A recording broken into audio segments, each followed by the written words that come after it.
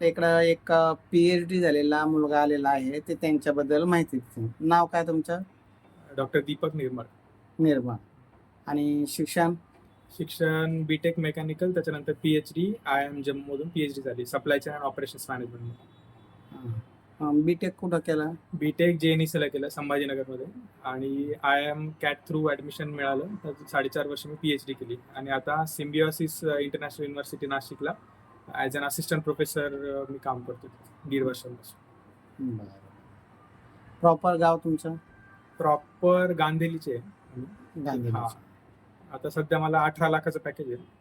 बरं येणाऱ्या काळात ते होईलच. बरं. तुम्हाला दुसरीकडं काही चान्स अजून परदेशात इकडं? आहे, भरपूर आहे. पोस्ट डॉक्टरेटसाठी ऑस्ट्रेलिया न्यूझीलंडमध्ये अपॉर्च्युनिटी आहे, पण सुरुवातीला समजा लग्नामुळे थांबलोय.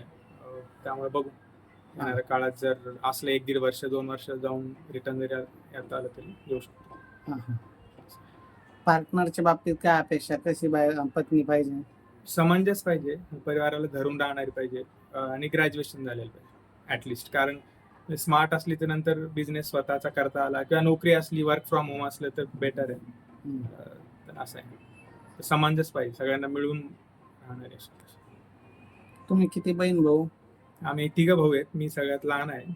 मोठा भाऊ माझा डेप्युटी एरिया मॅनेजर आहे नाशिकलाच, आणि सेकंड नंबरचा प्रोडक्शन हेड आहे, आता असिस्टंट मॅनेजर आहे मॅन्युफॅक्चरिंग मध्ये, आणि मी लहान आहे सगळं.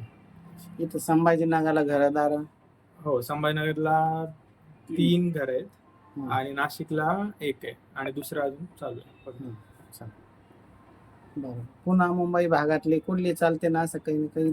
चालेल, फक्त रिलोकेट त्यांना थोडंसं स्टार्टिंगला होऊ शकते, जर चांगलं आहे म्हणजे होऊ शकले ते समोरचे तर चांगलं आहे, वर्क फ्रॉम होम असेल वगैरे तर. बाकी पुण्याला तर सिम्बॉयसिस आहेच, त्याच्यामुळे जर मला इंटरनली पण रिपोस्ट करता आलं तर करू शकतो. IIM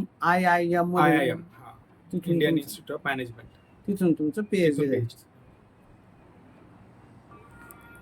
IIM येथून त्यांचं PhD शिक्षण झालेलं आहे, आणि त्यांची अपेक्षा एनी ग्रॅज्युएशन झालेली मुलींसाठी, इंजिनियर चालेल, MBA MSc BSc BCom MCom कोणत्याही याच्यातून ग्रॅज्युएशन झालेली असावी, समजदार असावी, समजून घेणारी असावी, आणि मुलाची इच्छा आहे की आई वडिलाला धरून चालणार पाहिजे.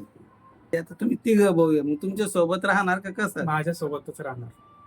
हा, मोठ्या भावाकडे पण राहतं, मधल्या भावाकडे. आमच्या ह्याच्यात काही नाही, आम्ही एकत्र कुटुंब पद्धत आहे, पण तरी तुमची इच्छा? माझी इच्छा आहे की माझ्यासोबत आई वडील सोबत राहणार. त्यामुळे मुलगी आहे, कारण पैसा काय येणाऱ्या काळात तिला बिझनेस टाकून देऊ, काय करता येईल, स्वतः पण स्मार्ट पाहिजे जेणेकरून काही करता आलं तर. पण तेच आहे, सगळं सोजवळ असेल, कुटुंबाला धरून असेल, त्यामुळे ते जास्त मला महत्वाचं. आई वडिलाला धरून चालणारीच पाहिजे ना. पैसा आज आहे उद्या नाही. म्हणजे पैसा कमवताच येतो, पैशाला 10 गोष्टी आहेत कमवण्यासाठी, काही प्रॉब्लेम. नोकरी आहे, बिझनेस आहे, बाकी गोष्टी असू शकतात, करता येईल. खरंच आहे. तुम्ही आज ज्या आई वडिलांनी आपल्यासाठी लहानचं मोठं केलं, शिक्षण केलं, तुम्हाला नोकरी लावलं, आणि आता लग्न झाल्यानंतर जर ती मुलगी जर म्हणत असेल तुमचे आई वडील सोबत नको, खरंच मग ते त्यांनी एवढं मेहनत करून आपल्यासाठी सगळं आपल्या पायावर उभं केलं, आज त्यांना आपल्या आधाराची गरज आहे. अशा अवस्थेत जर ती मुलगी म्हणत असेल तर आई वडील सोबत नको, तर ती मुलगी न केलेली बरी कधी. पहिलेच क्लिअर असेल, पहिलेच क्लिअर असलेलं बरं. आणि बऱ्याच मुली आजकाल फॉरवर्ड येतात, सांगतात आई वडील सोबत नकोय.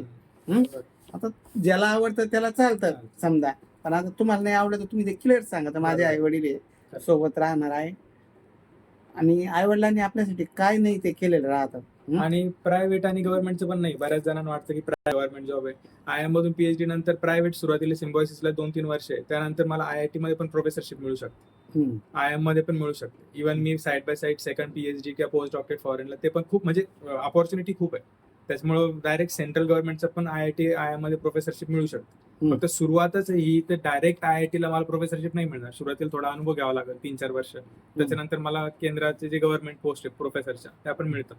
पण त्याला म्हणजे एकदम असं नाही की आताच मिळेल, थोडस अनुभव जसं जसं येतील तसं मिळण्याचे चान्सेस आहेत.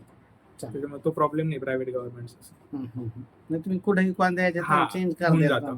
चांगलं जर असलं तर शिफ्ट व्हायला पण काही प्रॉब्लेम नाही. बरं, तुमची ही माहिती माझा युट्यूब चॅनल आहे, इन्स्टा आयडी आहे, त्याला टाकलं तर चालेल ना? काही प्रॉब्लेम नाही ना?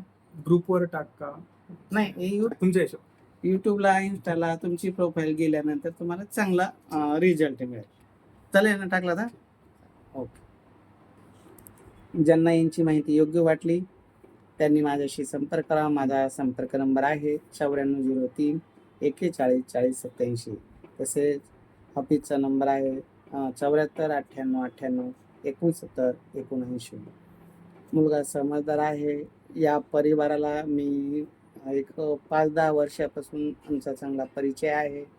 कारण मला वाटतं मोठ्या कमातल्या मुलाचं पण नाव मोठ्या मुलाची त्यांची माझ्याकडेच नाव नोंदणी होती. आणि चांगला परिवार आहे, समजदार आहे. आज 2 भावाचे लग्न झाले पण सगळे असं एकोप्यानं राहतात, एकमेकाला समजून घेतात. तर त्यांना मुलाची तशीच अपेक्षा आहे.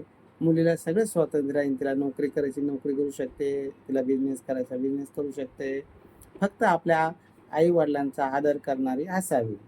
आणि अशी समजदार मुलगी शिक्षणात कुठल्याही क्षेत्रातली असली तरी त्यांना चालते. अधिक माहितीसाठी संपर्क करावा.